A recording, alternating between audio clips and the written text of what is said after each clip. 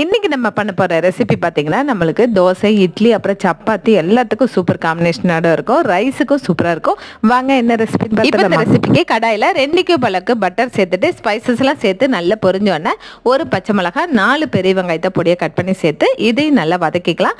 அப்புறம் 1 ஸ்பூன் அளவுக்கு இஞ்சி பூண்டு பேஸ்ட் சேர்த்துட்டு அது கூட 3 தக்காளி பழமும் சேர்த்து நல்லா வதக்கிக்கலாம். இதில் பார்த்திங்கன்னா 1 ஸ்பூன் கறி மசாலா, 1 ஸ்பூன் மிளகாத்தூள், 1/2 ஸ்பூன் மஞ்சத்தூள் சேர்த்துட்டு நல்லா வதக்கிக்கலாம். இதில் நம்ம 1 கப் அளவுக்கு சோயாவை 10 நிமிஷம் தண்ணியில் நல்லா கொதிக்க விட்டு தண்ணியில் மாற்றி எடுத்துக்கலாம். இதை மிக்ஸி ஜாரில் சேர்த்துட்டு ஒரு தடவை லைட்டாக அரைச்சிட்டு இது கூட சேர்த்துக்கலாம்.